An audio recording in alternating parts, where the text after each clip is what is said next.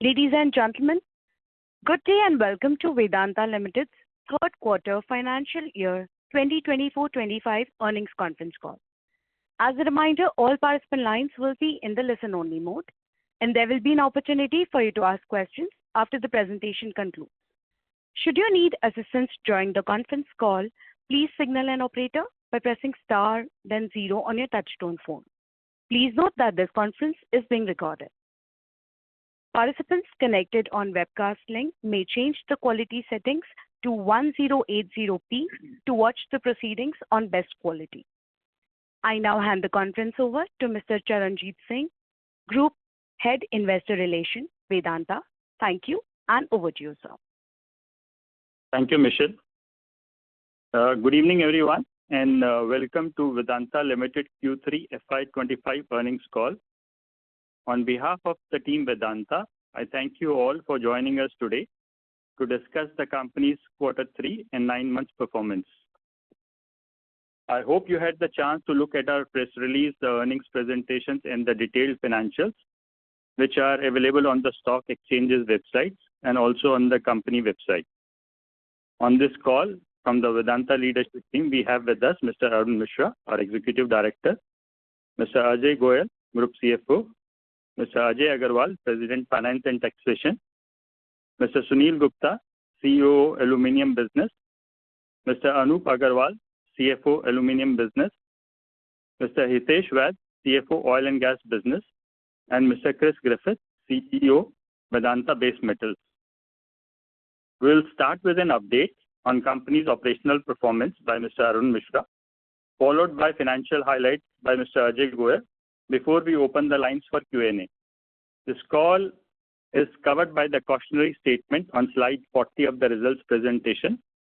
With this, I now hand over the call to Mr. Arun Mishra for his opening remarks. Over to you, Arunji. Thank you, Charanjit. Good evening, everyone. Thank you for joining us today to discuss Vedanta's third quarter FY25 performance update. I am pleased to state that we have delivered another outstanding quarter as we continue our journey to deliver $10 billion EBITDA in the future. I am also happy to share that Vedanta Group companies have once again demonstrated their leadership in sustainability in the S&P Global Corporate Sustainability Assessment 2024, earlier known as DJSI ESG Index. Hindustan Zinc has maintained its top position, while Vedanta Limited has been ranked 4th among 248 global diversified metal and mining companies. Vedanta Aluminium Business also secured 2nd position in global aluminium peers in the index. Moving to the quarterly performance, we delivered revenue of rupees 38,526 crores, which is an increase of 10% year-on-year, and a record third quarter EBITDA of 11,284 crores, a jump of 30% year-on-year. Vedanta's aluminium and zinc operations continued their industry-leading cost positioning despite inflationary pressures in the global market, ranking in the top quartile and decile of the global cost curve, respectively. Business operations, starting with aluminium business. The aluminium business has achieved its highest ever quarterly and 9-month production with 613 KT, up 2% year-on-year, and 1.819 million tons, up 3% year-on-year, respectively. In quarter 3 FY25, the business delivered an all-time high quarterly value-added product at 317 KT, up 16% year-on-year, and quarterly domestic sales at 302 KT, which is up 39% year-on-year. This resulted in securing our best ever quarterly net effective premium of $262 per ton on metal sales at aluminium. The EBITDA margin per ton of aluminium has jumped 50% year-on-year and 5% quarter-on-quarter to $867 per ton. We are well placed to achieve our volume guidance. Providing some more aspects of our aluminium production cost. On the cost side, the business achieved hot metal production cost, excluding alumina, at $896 per ton, which is the lowest in the past 14 quarters. While the overall hot metal cost of production increased quarter-on-quarter due to sudden jump in alumina prices in the global market, however, We expect cost improvement in the coming months given the significant softening in the global alumina prices, currently trading at below $550 per ton versus the peak of $805 per ton in December. Additionally, the production ramp-up at our Lanjigad refinery in the coming months will enable us to bring down the overall cost. Moving to Zinc India, we achieved 265 KT of mined metal production and 259 KT of refined metal production. With the Q3 production, we delivered highest ever 9-month mined metal and refined metal production this year. The production cost of the quarter stood at $1,041 per ton, improved by 5% year-on-year. We are on track to achieve the lowest full-year production cost in the last 4 years, while also achieving our guidance for mined metal, refined metal, and cost of production in FY25. In our Zinc International business, overall volumes increased 12% year-on-year and 6% quarter-on-quarter to 46,000 tons. Our Hamsberg mine delivered a strong 21% year-on-year and 10% quarter-on-quarter increase in MIC production of 35 KT. In January 25, Zinc International achieved a monthly run rate of 18 KT, reflecting a continuous improvement. On the cost side, we delivered the lowest quarterly cost of production for Zinc International in the last 7 years at $1,181 per ton, driven by higher and efficient production and lower TCRC, much ahead of our guidance of $1,300 per ton. Talking about oil and gas business, natural decline in our fields has been partially offset by infill wells brought online in Mangala, Aishwarya, and Rageshwari deep gas fields. We drilled 9 infill wells across the Mangala and Aishwarya fields in Q3 FY25, thereby taking the total count of infill wells to 18 in the initial 9 months of FY25. Our EBITDA performance improved 2.5% sequentially, supported by improvement in price realization despite some slackness in volume. To unlock the potential of our East Coast deepwater block, we have recently awarded contract for controlled source electromagnetic review. This advanced technology shall help us de-risk the prospect and prioritize the drilling sequence. We expect to complete this activity by May 2025. Our iron ore business has been a strong increase in quarterly production, rising 10% year-on-year and 17% sequentially, primarily driven by the Bicholim mine in Goa. Despite the geotechnical and operational issues encountered at the Bicholim mine, we have now achieved the production run rate of 2.4 million tons per annum for sellable ore. Looking forward, with the pig iron business receiving environmental clearance for 1.2 million ton per annum capacity, we are geared up for improved realizations and profitability in the business. Now let me provide an update on our key growth projects. First, on aluminium business. I am delighted to announce that we have successfully doubled our rolled product capacity at Balco to 100 KTPA. With this commissioning, Vedanta has become the second largest producer of rolled products by capacity in India. There has also been an addition of 30,000 tons per annum aluminium silica ingots and 50,000 per annum slab capacity. Moving on to the Lanjigad refinery, the ramp-up of Train 1 is now progressing steadily. Despite some teething issues and challenges on the supporting infrastructure side, we are making gradual progress. Train 2 is scheduled for commissioning in Q4 of current fiscal year.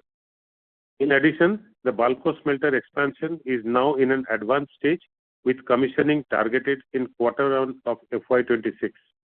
In Zinc India, the 160,000 tons per annum roaster at Debari and 510,000 tons per annum fertilizer plant are progressing as planned, with final commissioning targeted for Q4 of the current fiscal and Q4 of the next fiscal respectively. Our alloy plant is ramping up as per the plan and have achieved the run rate of generating annual EBITDA of 150 to 160 crores. In our journey for 2 million ton smelter expansion, we are targeting to commission the next phase of 250,000 tons per annum of smelter by FY27-28. At Zinc International, which is one of the largest zinc deposits globally, our phase 2 expansion project is in full swing with commissioning targeted in FY26. In our merchant power business, Meenakshi and Athena power plants are scheduled to be operating at full capacity in FY26. With this, our merchant power operating capacity will increase to 5 GW within the next 12 to 15 months. In summary, we have delivered our strongest ever Q3 performance. Building on this momentum, we are confident of delivering the highest ever yearly EBITDA in FY25. Looking ahead, FY26 will be a transformational year for Vedanta. We are confident of successful completion of our key growth and integration projects in the coming months that will place our key businesses in the top decile of the global cost curve while also driving the volume growth. We remain dedicated to creating long-term value for our stakeholders through operational excellence, strategic growth, and unwavering commitment to sustainability. I will now hand over to Ajay for an update on financial performance. Thank you, Arun, and good evening, everyone. I'm delighted to share yet another quarter of outstanding financial performance and strategic progress. Q3 has been marked by exceptional growth across our key businesses, reflecting the strength of our operational execution and disciplined financial management. Additionally, our continued commitment to strengthening the balance sheet has resulted in significant upgrades to our ratings and the debt position, reinforcing both our financial resilience and the market's confidence in Vedanta. In Q3 FY25, we delivered the highest ever third quarter EBITDA in our history, reaching 11,284 crores, a strong 30% growth YOY. This achievement reflects our consistent trajectory of EBITDA expansion, supported by volume growth and structured and sustainable cost initiatives. Our EBITDA margin expanded by 517 basis points YOY to 34%, and the profit after tax PAT surged 70% YOY to 4,876 crores. Additionally, our ROC improved by 170 basis points YOY, reaching 24%, a testament to our capital efficiency and disciplined allocation. On 9 months basis, we achieved record performance, with EBITDA rising 40% YOY to 31,924 crores and PAT soaring 151% to 14,438 crores, excluding last year's one-time keen arbitration gain and other exceptional items. Turning to our debt position and the impact of corporate actions at both Vedanta Ltd and Vedanta Resources Ltd. As on Q3 FY25, our net debt stands at 57,358 crores, with a net debt to EBITDA ratio of 1.4x, the best in the last 7 quarters. This marks 4 consecutive quarters of improvement, demonstrating our commitment to reducing leverage and progressing towards our target of bringing this ratio below 1x. Free cash flows, pre-capex generation stood at 6,766 crores in Q3, up 57% YOY, further strengthening our liquidity position. As a result, our cash and cash equivalents stood at 21,138 crores as on December 2024. Moving now to VRL and the bonds. A key highlight is the significant progress we have made in deleveraging our parent company, Vedanta Resources, VRL. Over the last 2.5 years, we have reduced the debt of VRL by 4.3 billion, bringing it down to 4.8 billion, the lowest level in a decade. In the first 9 months of the current fiscal year alone, the VRL's debt has been declined by 1 billion. Further, in the last 4 months, we have restructured VRL's entire 3.1 billion bond portfolio, securing longer maturities of up to 8 years, more favorable covenant terms, and a significant reduction in our debt cost by 250 basis points. This momentum will continue as we drive further deleveraging, optimizing capital structure, and secure more favorable financing terms for both VDL and VDRL. An update on our ratings. Our strong business performance and improved liquidity have translated into significant rating upgrades.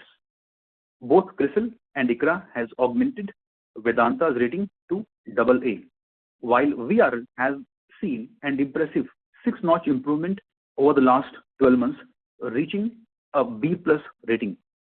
These upgrades reaffirm the strength of our financial position both on the P&L and balance sheet, and underscores the confidence the market places in our strategic direction.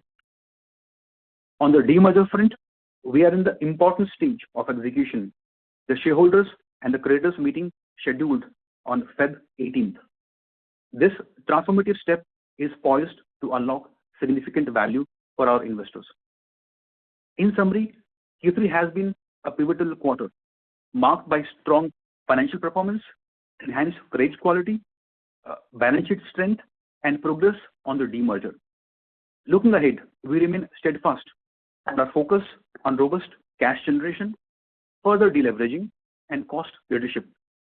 With a solid balance sheet, improved ratings, and a clear strategic direction, Vedanta is very well positioned to capture opportunities in an evolving global landscape.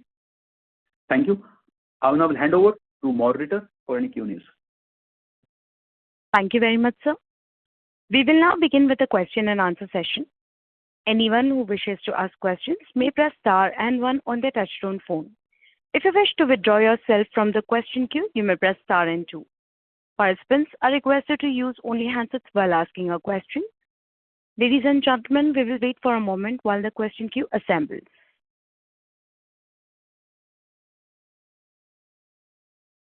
The first question is from the line of Amit Lohati from Emkay Global Financial Services. Please go ahead. Thanks for the opportunity and congratulations on these numbers. My first question is on bauxite and coal mines commissioning timelines that were given last quarter. So the question is, do they still hold or is there any change?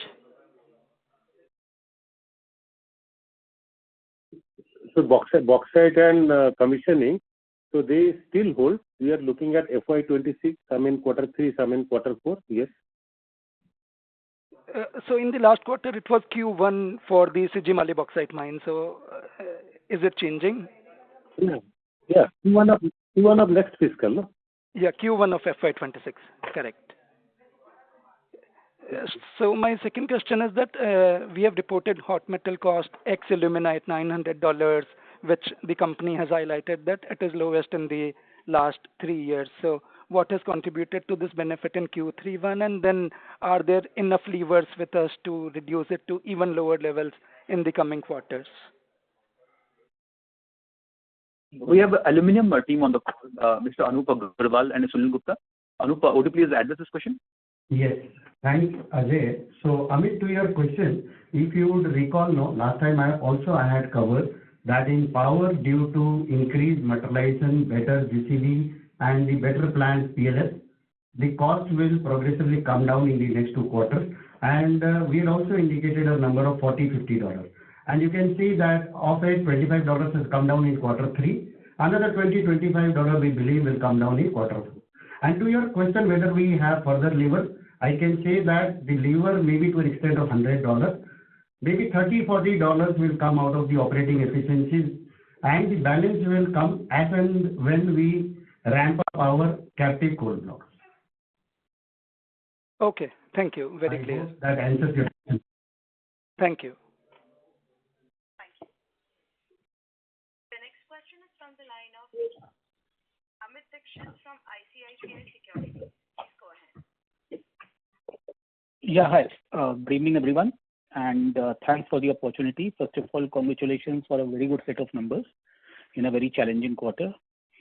I have 2 questions. The first one is on oil and gas. So while I understand that the ASP injection is in progress, we have been taking a lot of initiatives on that front, but still we see a secular one-way decline in oil production. Just wanted to understand when this decline will be arrested and we can see actually a bump up in the production. We got oil and gas CFO, Hitesh, on the line. Hitesh. Hi, good evening.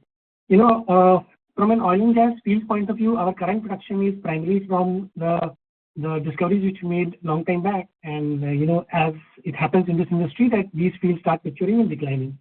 And obviously, our job is to manage this decline through good reservoir management practices, which we've been trying to do.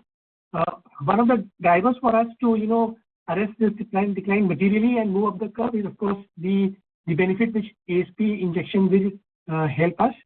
That project is happening, and in first half of FY26, we'll start the injection into the larger part of the field, and we'll start relating the benefit.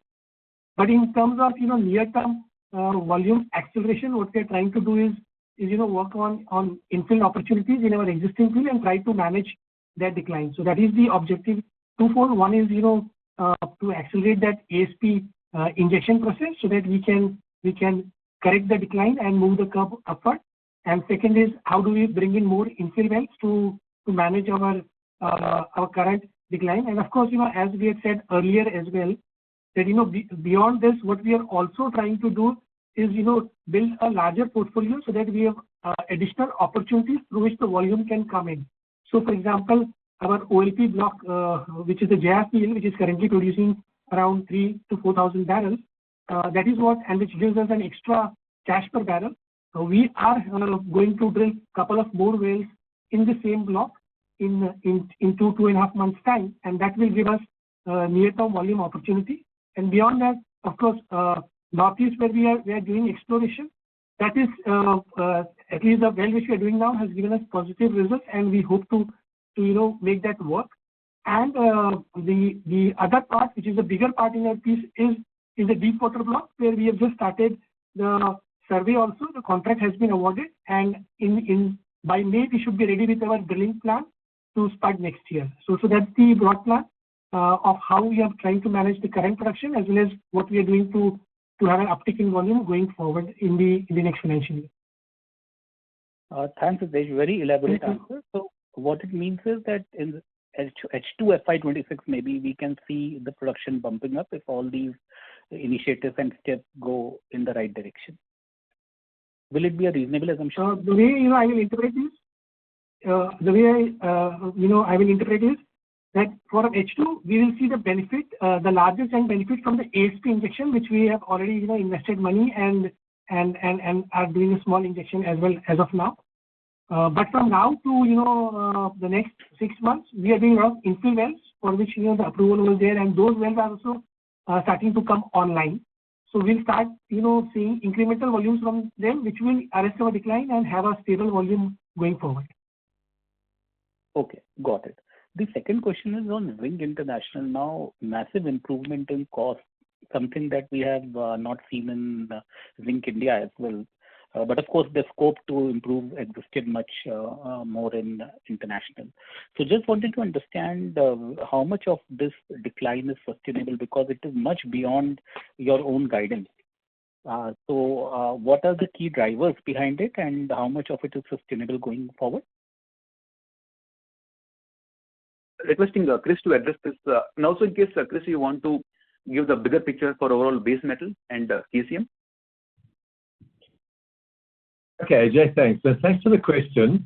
I think we had a really spectacular third quarter in terms of costs. I think that's probably a little bit better than we're expecting to do. And my expectation is that we should see the cost range between $1,200 and $1,300. So that's massively down from the sort of $1,600, $1,700 a ton that we were seeing earlier on in the year. So this is perhaps a little bit better than we would expect going forward. But what we have been seeing is a sustainable increase in the volume from ZI. So we're going through a particular weak patch last year and this year. As we needed to increase the amount of stripping, we had some geotechnical challenges. We needed to push back the one wall of the one pit. We had very, very constrained areas in the remaining pit, in the second pit, that we were going through old underground workings. So all those challenges, I think we've largely worked themselves through. We've increased the stripping, just to give you an example, from the beginning of this financial year, we were stripping at about 4.5 million tons per month. We've just hit 2 months in a row at 8 million tons a month. So That's the rate that we require for both of the phase 1 and phase 2. So I think we're finally starting to get ourselves into a much more sustainable position. This next year that we're seeing, so we will definitely see another uptick again in the fourth quarter. And then in the year of 26, we're going to see another much more sustainable performance from ZI. So what you should see is overall lower cost than we have been seeing, but perhaps not quite as good as the 1100. And as I said, I think the range should be in about 12 to 1300. And then, as Arun said in the introductory session, what we will see is at the end of this financial year, so at the very end of 25, we'll see the completion of phase 2, and then in the first quarter of next year, so the end of the financial year 26, we'll have ramped up the production. So for 2027, then we see production from both phase 1 and phase 2. So overall, we're expecting to see continued improvement and much better results from ZI going forward. And then AJ, just to check, while I'm speaking, would you like me just to talk a little bit about KCM? Yes, please. Okay, folks, just while I'm chatting, I'll just give you a little bit of an update. You'll recall that we started production in September after having got the asset back. That was just sort of getting going, so we only had a very, very small production in September. But then from Q3, we ramped up to sort of about 8 kilotons of copper a month. And in this next quarter, we're going to be ramping up further from this month. We should do about 10, ramping up to about 15. So already, after just 6 months of production, we're going to be at a run rate of sort of 160 to 175 kilotons of copper. So that's almost at the run rate that we were before the business went into liquidation. So in this coming year, we should see a much better performance. So we're going to deliver about 60 kilotons of copper in the 6 months. And then what you should see next year, I reckon, in the region of 150 to 200. So we'll give you proper guidance, of course, at the end of the year. But KCM is ramping up very nicely. Of course, in the beginning, it's going through all the teething problems of 5 years of liquidation. We've got quite a bit of sort of normal maintenance and fix-up capital that you would expect after that kind of time frame of being in liquidation. All of that is planned. The fundraising process is well underway. So I think we're very well positioned for this coming year to be in a fantastic position to deliver, as I mentioned, very solid performance from KCM on this amazing copper asset. And just to remind you, I mean, KDMP, as we are, is 3.5% copper. We've got 50 years worth of life at 300 kilotons of copper. So the primary integrated, our own production is ramping up nicely. Custom with very low treatment charges. So with sort of a bit of, we'll manage that as we go along, because of course we don't just want to chase a copper production number and lose money as a result. So custom, we'll see how that goes, but our integrated production starting to deliver very nice numbers, and next year should be a fantastic year for us. Thanks. I'll pause there. AJ? Thank you. So did I hear you right when? Thank you. The next question is from the line of Ashish Kejriwal from Nuvama Wealth Management. Please go ahead. Yeah, hi. Thanks for the opportunity, and congratulations to the entire management team, basically to manage your aluminium operations well as debt situation of Vedanta Resources, the parent company. Kudos to you guys. Sir, my two questions. One, obviously, on alumina. Last quarter, we said that we were operating at 3 million ton run rate. So what went wrong? Because we end up with 2 million ton run rate entire quarter. So what went wrong, and where we are currently, and is it possible to guide how much we can produce in Q4 or FY26? That's my first question. I will request Sunil Gupta and Anup to address this, please. So, Ajay, thank you, Ajay, and let me address this. So, Ashish, to your question, you're right. Last time we said, and let me reiterate, from a technical capacity point of view, we touched the run rate of 3 MTP on multiple instances during quarter 3. Okay. However, having said that, the same could not be sustained throughout due to unplanned shutdowns and infra handling, and Arunji covered that. Now, going forward, we believe that most of these issues are behind us or will get addressed in, say, a month or two. Now, if you were to ask me quarter 1 where we will be, Ashish, with the confidence we can say that at least 60-65% of our requirement will be met through captive sourcing. Quarter 4 maybe will be higher compared to quarter 3. If I were to give a number, can be anywhere between 10 to 15%. Now, having said that, I would also like to cover the bigger picture. As you know, that train 1, as I said, will be closer to 3 million ton per annum, or the rated capacity as we exit this year. Quarter 2, we will start commissioning in quarter 4 of this year. And taking from the learnings that we've had during the commissioning of train 1, we believe next year at least 70% of our requirement we should be able to address through our captive alumina production. So, Ashish. Sure. Thank you so much, sir. That's very helpful.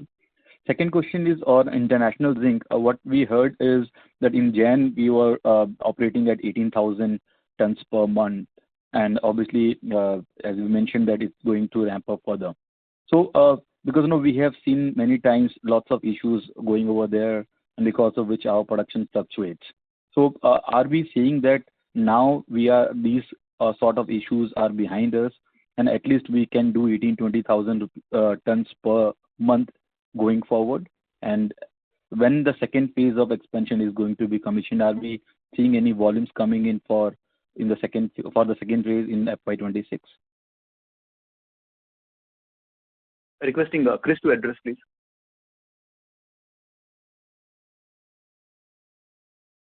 Okay, so I'll just mention some of the points that I made earlier.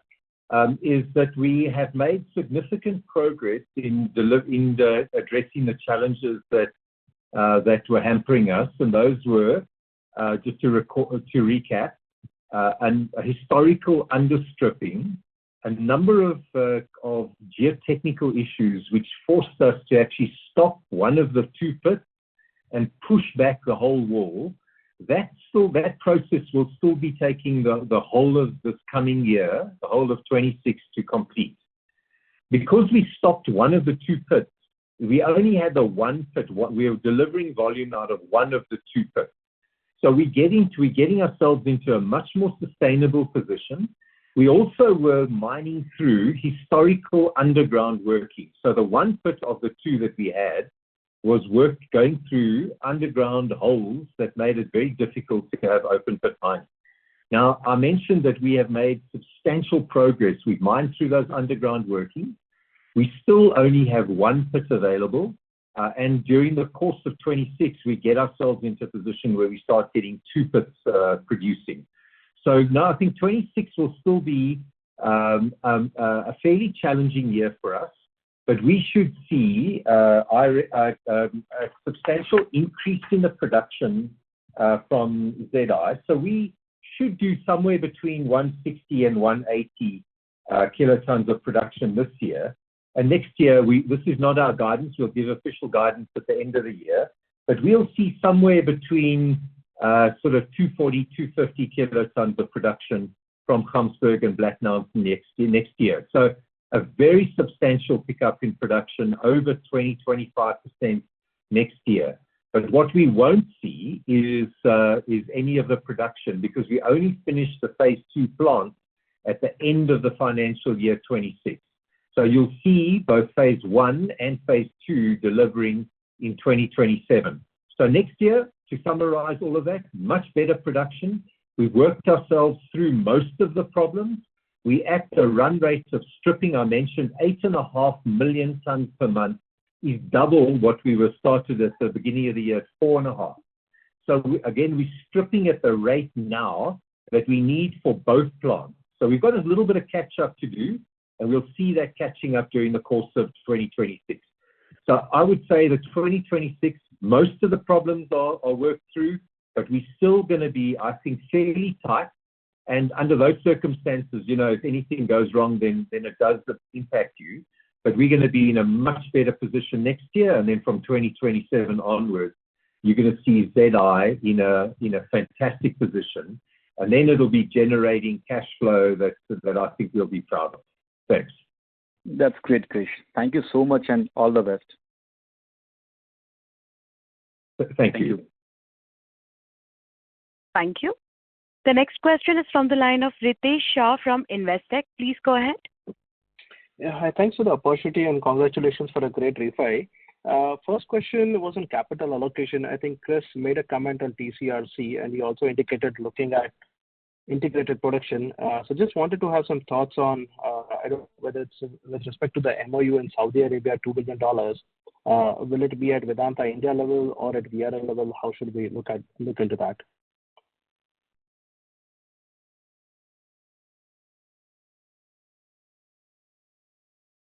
Ritesh, could you please paraphrase your question? So is the question that will KCM be part of structurally part of Vedanta? No, Vedanta Copper, basically we have signed a MOU with Saudi Arabia to invest $2 billion. It's for an integrated smelter refinery.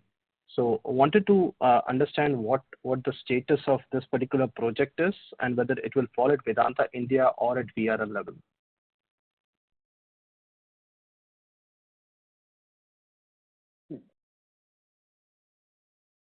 Project with the Saudi Arabia, only let's see, let the concepts be fully frozen, then we decide the structure and the investment strategy around it.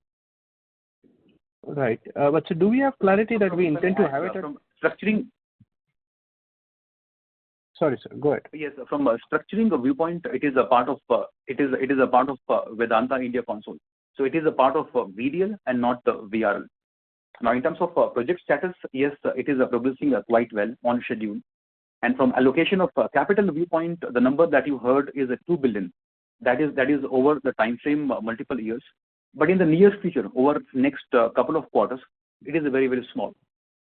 If you also look at the multiple priorities that government of Saudi Arabia has proposed, they want to also look at areas beyond oil and gas. And metals and mining has been identified as one of the important areas for development. So any project in Saudi Arabia around metals and mining also will see multiple government partnerships. Now, that can be around a significant subsidy on CapEx. It also means multiple benefits in terms of cost. Example means the power cost, at the same time, the lower cost of funding. So net, it will lead to a partnership between the government and Vedanta. Project progressing well, right now in nascent stages, and the cost of funding and CapEx will be quite minimal over next couple of quarters. Sure, that helps. Sir, I have a couple of questions. Please bear with me. So my second question was on the debt refi. I would presume the total number is around, you indicated $4.8 billion, but that would be excluding ICL. And to what my memory serves, I think ICL was due in December 24. So just wanted to know what the status is on ICL. And second related question is, I would presume the loans would be around the $2 billion. What is the weighted average cost over there? Those are specifically related to debt and loans at VRL level. Sure. So starting with the first one, you're right, the amount of 4.8 billion at Vedanta Resources, it is only the external debt. And you also got to transpose on that 0.4 billion, 400 million is the intercorporate loan. Total, in that case, debt at VRL becomes 5.2 billion, all in, internal, external. Now, the ICL, you're right, was due in December. Now, the board has decided and recommended to extend this ICL by almost 15 months. So out of 400, the loan now becomes due in over 2 tranches.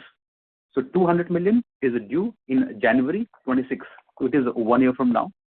Another 200 million is due in May 26. So it has been extended by on average 15 months. Now, if I look at the current debt stack at Vedanta Resources, 4.8 billion. One can think of three cohorts, roughly 3.1 billion is multiple bonds. And that is what we have restructured over the last 3-4 months. Another billion is multiple bank loans, which are mostly from the Indian state PFC bankers. And the remainder billion is basically the PFC from Stanchart. So 3 billion bonds, a billion bank loans, and a billion PFC. Right. So sorry to drag into this. Cost you mentioned. Yes, sir. Average cost. Sorry to interrupt. Sure, please. The average cost as on from a 13.3% at the year beginning is now down to almost 11%. And as we also repay and refinance this PFC in April and August, in that case, the cost of debt at Vedanta Resources will come down to a single digit, almost 9.8%, sometimes in July, August of the current calendar year. This is quite useful. Sir, possible to explain the underlying reason for the deferment of ICL given payouts have been nice. So from a priority standpoint of cash flows, how should one understand that? Or the other way to put it is, what are the terms on the ICL right now?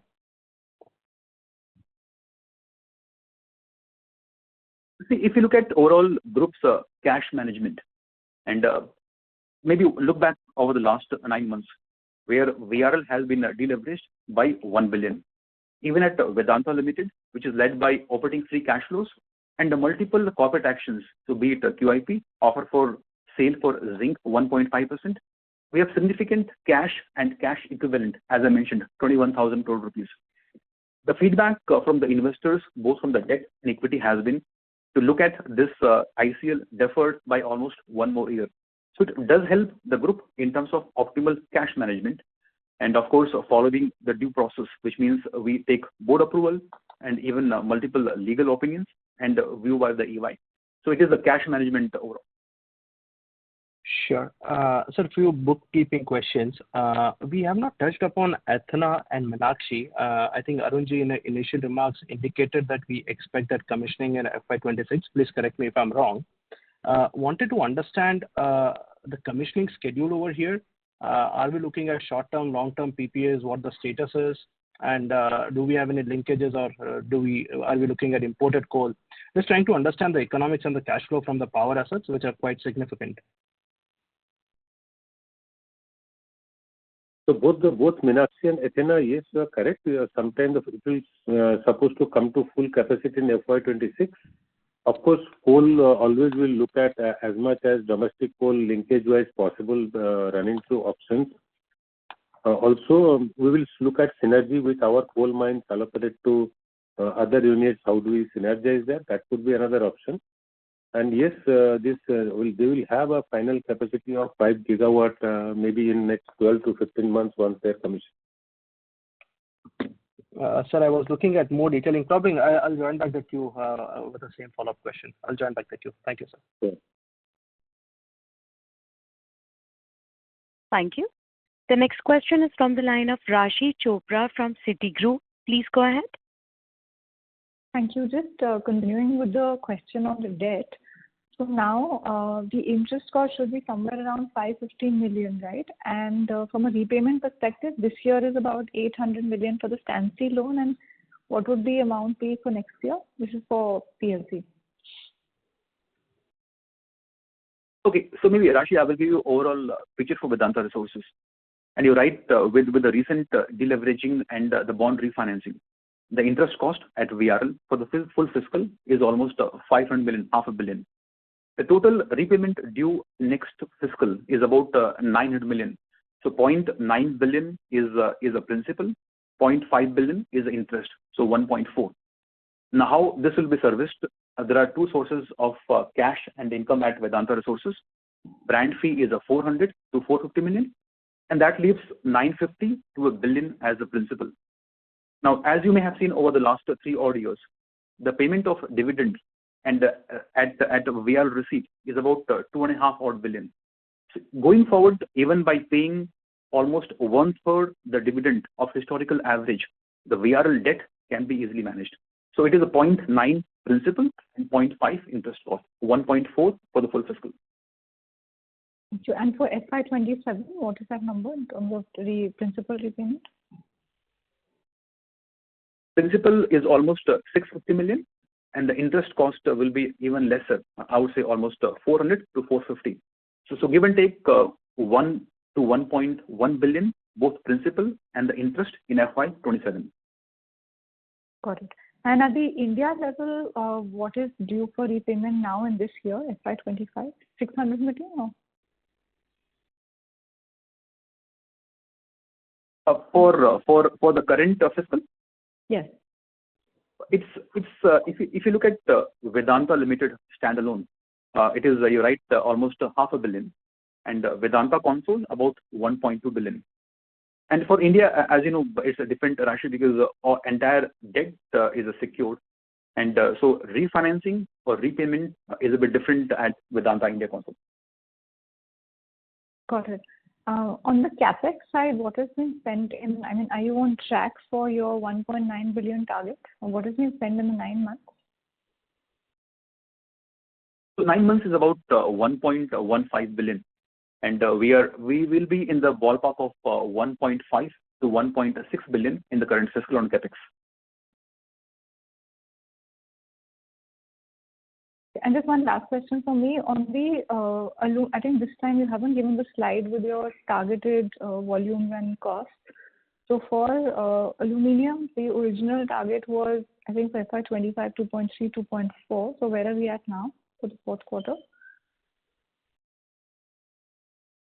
So start this side. So on the volume, we should be slightly above 2.4 million ton as we exit this year on the hot metal. And on the cost side for aluminium?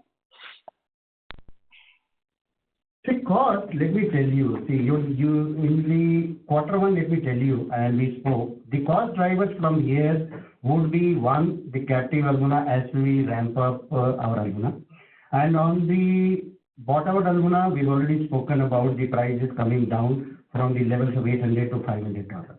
Now, if you ask me where the cost will be in quarter one, we can very well say that the alumina cost should be 15% to 20% lower than what we saw in quarter three. Quarter four, because of some high cost inventory and the material in transit, alumina cost will remain at the elevated levels. So broadly, if you ask me, for the year as a whole, we should be somewhere around $1,800 on the hot metal cost. For FY25, the 1,800 will be for FY25. Understood. Thank you. Thank you. Thank you. The next question is from the line of Indrajit Agarwal from CLSA. Please go ahead. Hi, sir. Thank you for the opportunity. A few questions. First, on the two large projects, that is Ghogarapalli Mine and Sijimali Mine, what are the milestones that are still to be received or achieved, and what should we look out for timely commissioning? Because bauxite mine Sijimali is actually as soon as next quarter, so how should we look at it? Sunil, would you address this? Yeah, I will. So coming to the Sijimali mines, we have already in the 96% of our land acquisition is over. We are in the advanced stage of the forest clearance, and we may get maybe another 1.5 months time we will get the forest clearance. So we are very at the advanced stage of Sijimali operational. Maybe in the quarter two, we are going to start the Sijimali mine. This is the status of Sijimali mine. For the Ghogarapalli mines, we have already taken the action on the ground. Land acquisition, alienation of land is already completed. We have application for ECN TOR has been filed. Application for ML has been filed. So we are on track as far as the Ghogarapalli. And mining plan is already submitted to MOF and MOF, and I am very hopeful that quarter one of, as per the original guideline, original target of Ghogarapalli, quarter four of FY26, we are going to take out the first quote for the Ghogarapalli. Sure. Thank you. this quarter, we also had a slight increase in alumina cost of production, captive alumina cost of production. What were the drivers for that, and how should we look at it going forward? Anup? I'll do it. So, Ashish, you're right. See, we've had a marginal increase in our cost of alumina production, and that is to do slightly with the imported bauxite that we've consumed more compared to the earlier quarter. And going forward, so let me again reiterate. See, what is going to happen is, maybe if you look at the full year picture, Ashish, we would need broadly 10-11 million tons of bauxite next year, broadly I'm saying. Out of it, 60% should be through the domestic sources, ONC and some other sources. 25 to 30% we believe should come from Sijimari once it starts and then ramps up. So you can see that maybe 10 to 15% is what will be the imported cost, and we believe as we progress along, this imported bauxite cost would come down, and accordingly the alumina cost should be closer to the levels of 320-25 for the year. Sure. And one last question, if I may, on the KCM operations. At 160, 180 KT kind of run rate, assuming today's copper price and TCRC, etc., what kind of annualized EBITDA can we generate over there? Again, I'll go back to Chris for this question. Thank you. That's a very good question. And I'd like actually not to respond to that now. Can I ask AJ through you that we respond? I'll get that number to you. It's actually it's work that we are underway at the moment, running our business plan, and we've also got to make assumptions about what the custom treatment charges and the custom earnings will be. So can I ask AJ through you that I don't answer that now, and we'd rather get back to the gentleman that asked that question shortly. Thanks. Sure. So Indrajit, as you'd appreciate, the whole KCM is under ramp up, and right now the management is focused singularly on operations and the ramp up. This mine has become operational after 3-4 years, and hence maybe the cost right now won't be a good indication. So allow us a couple of more months time, and once we publish our full year numbers, or before that, we will come back to you in terms of both EBITDA and the cash estimates for KCM for next year. Sure. Thank you. That's very helpful. That's all from my side. Appreciate it. Thank you. Thank you. The next question is from the line of Pallav Agarwal from Antique Stock Broking. Please go ahead. Yeah, good evening, sir. So just a clarification, KCM is still part of Vedanta Resources, right? Or is there any plan of shifting that to the base metal business during the restructuring? Yes, sir, you're right. It is a part of Vedanta Resources, and right now there are no plans to be discussing actively. So it remains part of Vedanta Resources in the near future. Sure. So just a couple of clarifications. So if I look at the zinc international business, so we've had higher production and lower cost, right? And even zinc prices, zinc has been sequentially higher. So why have we seen a small decline in EBITDA on a sequential basis?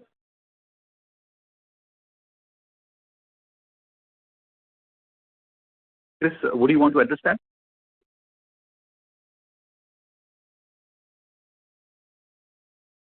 So no, we actually are increasing as the costs are reducing and the volumes are increasing. We're increasing EBITDA.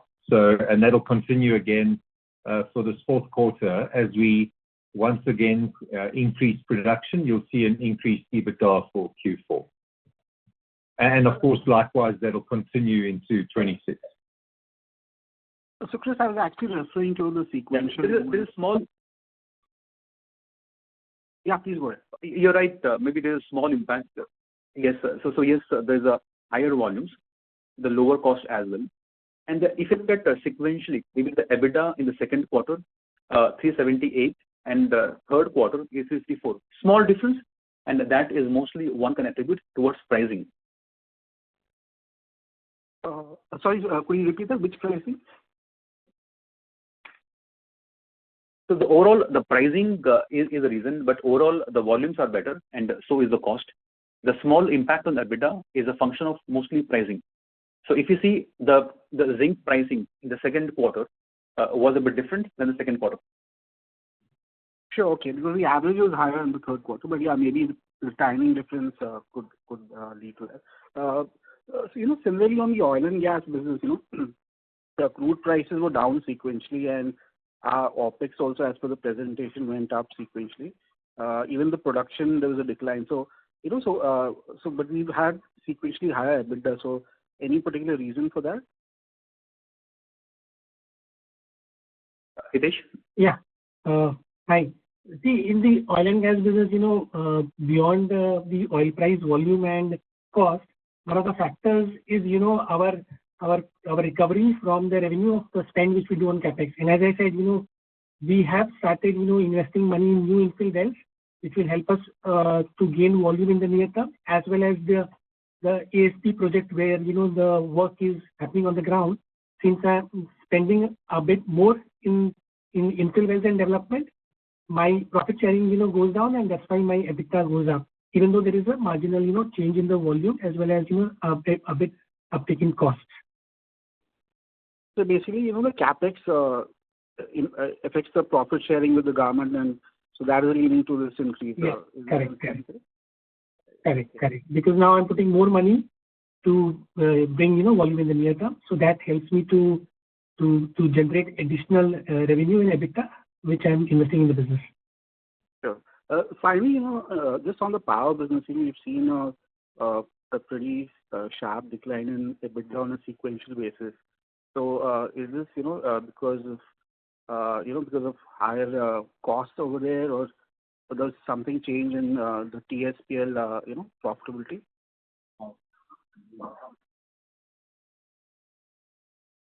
It's primarily because of the shutdown in one of the IPPs, and which was also scheduled shutdown. You will see a further improvement in the Q4. Okay. Yeah. Thank you so much.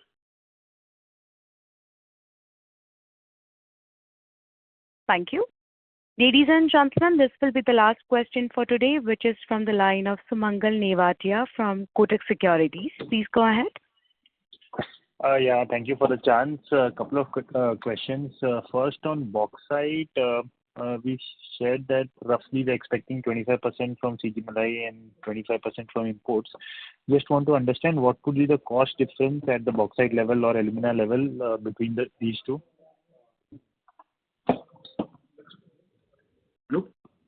Sumangal, can you just repeat the second half? You said what is the cost? Yeah. So I wanted to understand, sir, what would be the cost difference between the two sources of bauxite? One is from CG Malay mine, and the second is from imports at the plant level, say. See, I'll try and give you some broad numbers. Okay.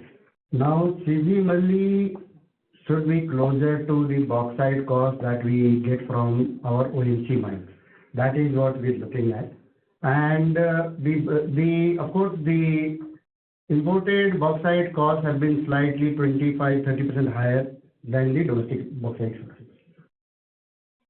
Okay. So at the alumina level, what could be the difference? Yeah, sorry. Sorry, go ahead. No, so at the alumina level, just to get some numbers for some calculation, what could be the difference in the cost of production of alumina from CG Malay mine bauxite or from imported bauxite? See, broadly, you can assume that the alumina cost will be in the range of, say, 260, 270 if we are using it from the CG Malay. And the same can go up to, say, 330, 335 if we use an imported source. Understood. That's very helpful. My second question is on the royalty. So just want to understand what is the current royalty we are paying, what are the chances of it increasing in the near future, and when is our agreement expiring with respect to the royalty with the parent? So the royalty and the strategic fee rate right now remains same, which is 3% for Vedanta Limited. In case of zinc, it is 2%. It is being paid to Vedanta Limited first, and out of that 0.3% is what Vedanta retains, and the balance 1.7 is a pass-through. So in summary, the rate of royalty has not changed. We don't foresee it changing. When the board last revised the rate, it was locked for next 6 years. The current agreement is for the long term. It's expiring only in 2028. Understood. And just one last question on the coal mines. So out of the 4 coal mines, or at least say Kulloi, Radhikapur, Gugarpalli, has any of them received forest clearance, final forest clearance? I'll go to this. Yeah. So we are in the advanced stage for getting the forest clearance for the Kulloi mines.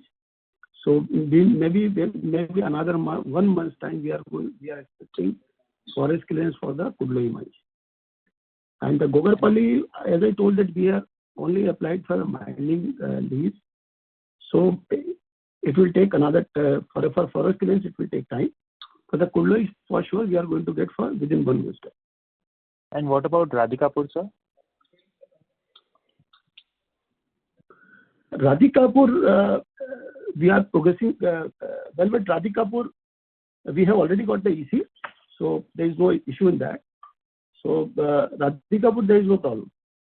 No, I'm asking about the FC stage 2. Strategic reason. Yeah. Sorry, Sumangal, can we take this question because I think we have run out of the time. So we can continue with it. You can take it offline with me. Sure. Great results and all the best to the team. Thanks for the answers. Thank you. Thank you. As that was the last question for today, I would now like to hand the conference over to Mr. Charanjit Singh for closing comments. Over to you, sir. Thank you, everyone, for joining us today. I hope we have managed to answer most of your questions. In case you still have any questions unanswered, you can reach out to us. With this, we conclude our today's call, and we look forward to reconnecting with you for a full year results towards the end of April, early May. Thank you and good day, everyone. Thank you, members of the management. On behalf of Vedanta Limited, that concludes this conference. We thank you for joining us, and you may now disconnect your lines. Thank you. Thank you. Thanks, everyone.